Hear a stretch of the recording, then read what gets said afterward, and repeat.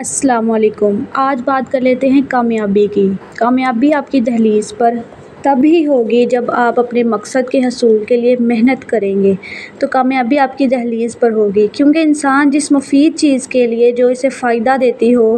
محنت کرتا ہے، اللہ تعالیٰ اس کو وہ چیز عطا کر ہی دیتا ہے، چاہے پھر وہ جس طرح کی مرضی ہو اور جتنی ناممکن ہی کیوں نہ ہو۔ اللہ کے لیے ہر چیز ہی ممکن ہے۔ انسان کے لیے وہی چیز اللہ نے رکھی ہے جس کے لیے وہ محنت کرتا ہے۔ اللہ تعالیٰ اپنے قرآن میں فرماتا ہے اور یہ کہ انسان کے لیے صرف وہی ہے جس کی اس نے کوشش کی۔ ایک اور مقام پر اللہ تعالیٰ نے فرمایا ہر آدمی اس کے عوض جو اس نے کمایا گروی رکھا ہوا ہے۔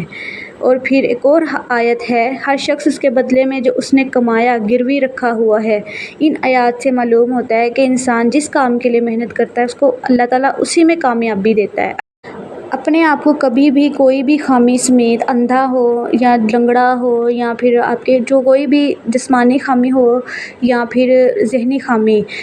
دوسروں سے کبھی بھی کمتر نہ سمجھے، دوسروں کو اپنے اوپر کبھی بھی اس طرح نہ ترجیح دیں کہ اللہ نے مجھ میں یہ کیوں رکھا ہے۔ یقیناً اللہ تعالیٰ نے آپ کے اندر بھی کوئی نہ کوئی خوبی تو ضرور رکھی ہوگی جس سے ابھی آپ ناواقف ہوتے ہیں۔ اس کی مثال میں ایک صحابی کے واقعہ کا ذکر ہے کہ ان کی ایک ٹانگ نہیں تھی، مطلب وہ معذور تھے، ایک لنگڑا پن تھا ان کی تو آپ کے کسی بھی کام میں وہ رکاوٹ نہ بن سکا ان کا لنگڑا پن۔ اس عظیم صحابی کا نام سیدنا عمرو بن جموح تھا۔ غزوہ احد کے موقع پر سیدنا عمرو بن جموح کے تینوں بیٹے دشمن سے مقابلہ کرنے کی تیاری میں مصروف ہیں اور صبح و شام بہادر شیروں کی مانند آ جا رہے ہیں، اور وہ جام شہادت نوش کرنے اور اللہ تعالیٰ کی خوشنودی حاصل کرنے کے لیے ہر دم ہی بے چین ہیں اللہ نے کہ اللہ بس انہیں کسی بھی طریقے سے جہاد میں شہادت نصیب کرے۔ آپ نے اپنے بیٹوں کے جذبہ و جہاد سے متاثر ہو کر خود بھی میدان میں جانے کا فیصلہ کیا۔ رسول اللہ صلی اللہ علیہ وسلم کے جھنڈے تلے دشمن سے نبرد آزما ہونے کا عزم کر لیا، لیکن بیٹوں نے اپنے باپ کو اس ارادے سے روکا، کیونکہ ایک تو وہ عمر رسیدہ تھے اور پھر ان کی ایک ٹانگ بھی معذور تھی۔ بیٹوں نے عرض کی ابا جان، اللہ تعالیٰ کی جانب سے ہم معذور ہیں، آپ یہ تکلیف نہ اٹھائیں۔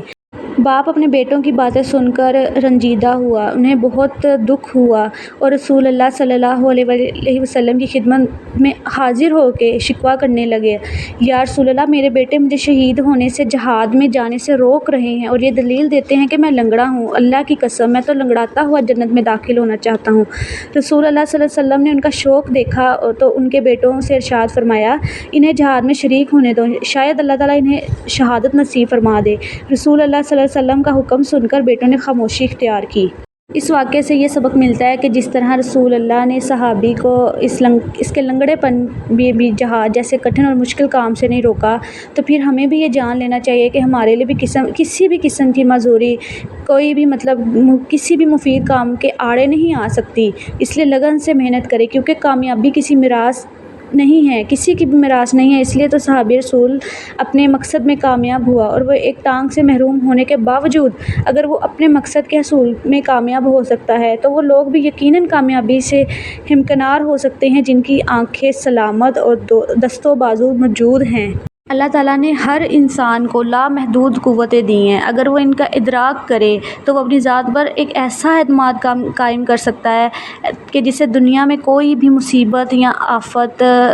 روک نہیں سکتی، وہ چاہے زندگی کے جس شعبے سے تعلق رکھتا ہو، کامیابی اور کامیابی اس کے پاس ہوگی۔ ناکام اور روتی بسورتی زندگی بسر کرنے والوں کا سب سے بڑا المیہ یہ ہے کہ انہیں اپنی ذات پر اعتماد ہی نہیں ہوتا اور انہیں یقین ہی نہیں ہوتا کہ ہم یہ کامیابی حاصل کر سکتے ہیں۔ وہ ہر وقت یہی رونا روتے ہیں کہ مجھ میں تو یہ خامی ہے، مجھ میں تو یہ چیز کی کمی ہے، میں کر ہی نہیں سکتا۔ ایسے لوگ زندگی کی جدوجہد میں کبھی بھی کامیاب نہیں ہوتے، ان کی ساری زندگی پریشانیوں اور ناکامیوں میں ہی گزر جاتی ہے۔ اللہ تعالیٰ نے جو ان کو صلاحیت دی ہوتی ہے وہ ان کی پہچان ہی نہیں کرتے، وہ اپنے آپ میں وہ ڈھونڈتے ہی نہیں ہیں کہ اللہ نے ہمیں کوئی نہ کوئی تو خوبی دی ہی ہوگی، ہم پہچانیں اپنے آپ میں وہ خوبی اور ڈٹ کر زندگی کا مقابلہ کریں۔ جو صلاحیتیں ان کو دی ہوتی ہیں انہوں نے اس کے مقابلے میں بہت اپنی قیمت کم لگائی ہوتی ہے کہ وہ اپنے آپ کو اپنی جسمانی معذوری یا ذہنی طور پہ کوئی انسان کسی سے کم ہے تو بس وہ اپنے آپ کو حاوی کر لیتا ہے کہ میں تو یہ کر ہی نہیں سکتا کام، مجھے تو کامیابی کبھی نہیں مل سکتی۔ کرداروں کی صحیح تعمیر اور اپنی ذات پر اعتماد بحال کرنے کے لیے 2-3 باتیں ضروری انسان کو کرنا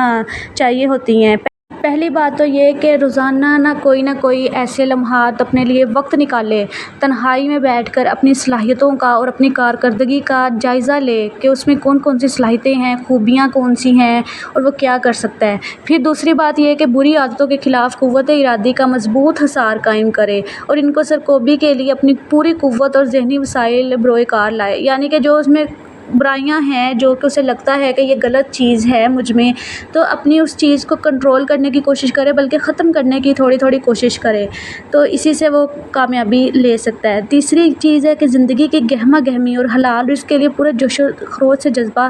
حاصل کرنے کے لیے مظاہرہ کرے، یعنی کہ اپنے جذبے کو صحیح اور مفید چیزوں میں لگائے، اپنے صلاحیتوں کو اچھے کاموں میں صرف کرے۔ حلال کا رزق اس کے لیے بہت ضروری ہے۔ انسانی جسم کو حلال کا رزق نہ ملے تو پھر وہ مسلمان تو کسی کام کا ہی نہیں نہ رہتا، بلکہ انسان ہی کسی کام کا نہیں رہتا، چاہے وہ کوئی بھی مذہب سے تعلق رکھتا ہو۔ حلال چیز تو پہلی ہوتی ہے نا، حلال رزق۔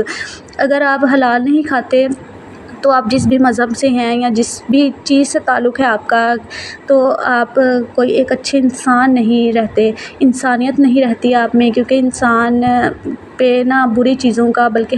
حرام لقمے کا بہت ہی اثر پڑتا ہے۔ تو لہٰذا اپنی زندگی کو کسی بھی معذوری کو عذر بنا کر اپنی صلاحیتوں کو پیچھے مت چھوڑیں، اپنی صلاحیتوں پہ غور کریں، اپنی زندگی کو اچھا بنانے کی کوشش کریں، کیونکہ یہ زندگی چند دنوں کی ہے یا چند سالوں کی ہے اور اس کا حساب تو ہر حال میں دینا ہی ہے۔ اس لیے اس کو اچھے کاموں میں صرف کریں، اپنے اپنے پیاروں کے ساتھ، اپنے گھر والوں کے ساتھ اچھا سلوک کریں، انہیں اپنے ہر کامیابی میں اپنے ساتھ رکھیں، انہیں بتائیں کہ وہ بھی آپ کے لیے ضروری ہیں آپ کی کامیابی کے لیے، کیونکہ گھر والوں کے بغیر تو کچھ بھی ناممکن ہے۔ خوش رہیں، آباد رہیں، اپنے گھروں کو خوش رکھیں، اپنے پیاروں کو خوش رکھیں، اپنے گھروں کو آباد رکھیں، اپنے پیاروں کی عزت کیا کریں۔ اللہ حافظ۔